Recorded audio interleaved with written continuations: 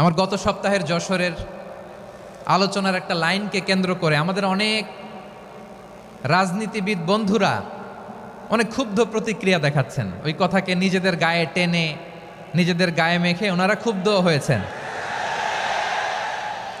প্রিয় ভাইয়েরা, আমি বলেছিলাম যে একদল খেয়ে গিয়েছে আর একদল খাওয়ার জন্য রেডি হয়ে আছে। তো এখানে কি আমি কোনো দলের নাম বলেছি? বাংলাদেশে 48টা প্রায় নিবন্ধিত রাজনৈতিক দল, কোনো দলের নাম আমি বলিনি। কথাটাকে আমি জেনারেল রেখেছি। দায়ীদের বৈশিষ্ট্যই এটা, দায়ীরা জেনারেলি কথা বলে, যার যেই মেসেজ নেয়ার তারা সেখান থেকে নিয়ে নেয়।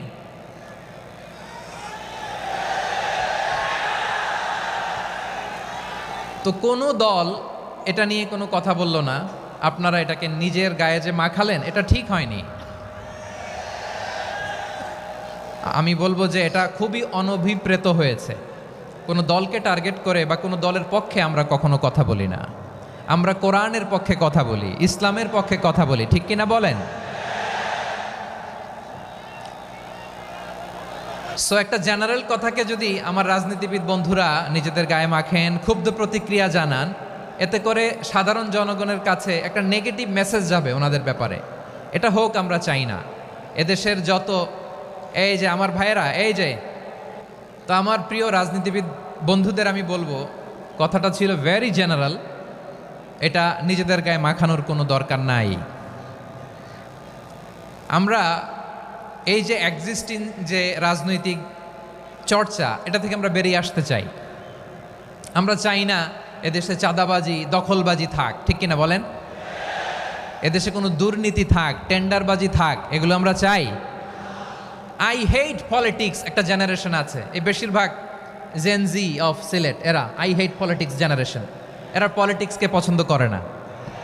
তো কেন করে না, এর দায়ভার আমাদের আছে না নাই? আছে। এবং আমরা দেখেছি ক্ষমতার পালাবদল যখন হয়, এক সরকার যায় আরেক সরকার আসে, তখন দুর্নীতির ফিরিস্তি আমরা জানতে পারি, এর আগে জানতে পারি না। প্রতিটা দলের ভেতরেই আমরা এই বাজে চর্চাটা দেখেছি। সো এখন আমাদেরকে শুধরে নেওয়ার সময় এসেছে। এটা এই সুন্দর সময়, নতুন প্রভাতের বাংলাদেশ, নতুন ভোরের বাংলাদেশ, এই সময় আমরা কাদা ছোড়াছুরি যেন না করি। আমাদের শপথ নেওয়ার সময় এসেছে। প্রতিটি দল, নিবন্ধিত 48টি, সবগুলো দলের এখন শপথ নেওয়া উচিত যে আমরা কোনোদিন আর চাঁদাবাজি করব না, টেন্ডারবাজি করব না, দখলবাজি করব না। আমরা সবসময় দেশের পক্ষে থাকব, সবসময় দেশের পক্ষে থাকব। সেই কথাগুলো ছিল ভেরি জেনারেল।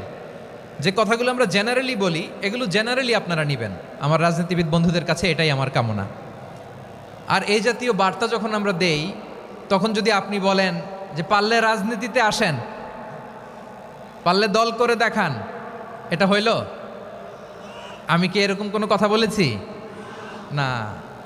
আমি একজন মুফাসসিরে কোরআন, আমি একজন আলেম, এর বাইরেও আমার সবচেয়ে বড় পরিচয় আম আ সিটিজেন অফ বাংলাদেশ। আমি বাংলাদেশের একজন সাধারণ নাগরিক।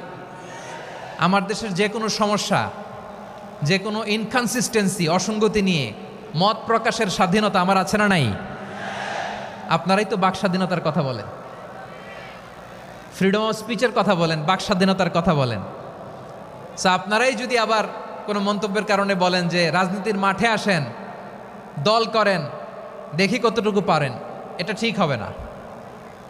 তাই প্রিয় ভাইয়ের, আসুন আমরা দল মত নির্বিশেষে কাঁধে কাঁধ মিলিয়ে সোনার বাংলাদেশ গড়ি, দুর্নীতিমুক্ত বাংলাদেশ গড়ি, যে বাংলাদেশের জন্য রক্ত দিয়েছে আবু সাঈদ, যে নতুন ভোরের বাংলাদেশের জন্য রক্ত দিয়েছে মুগ্ধরা, যে নতুন বাংলাদেশের জন্য রক্ত ঝরিয়েছে 24-এর যে গণ অভ্যুত্থানের প্রত্যেকটি শহীদার। আওয়াজ করে বলেন ঠিক কিনা? আল্লাহ তাআলা আমার দেশকে তুমি নিরাপদ করো, শান্তিময় করো। আমরা যেন স্বাধীন সার্বভৌম বাংলাদেশে মাথা উঁচু করে বিশ্ব দরবারে দাঁড়াতে পারি। আল্লাহ তুমি তৌফিক দান করো। আওয়াজ করে সবাই পড়ে আমিন। প্রিয় ভাইয়েরা, আমি আর কাল বিলম্ব না করে আসুন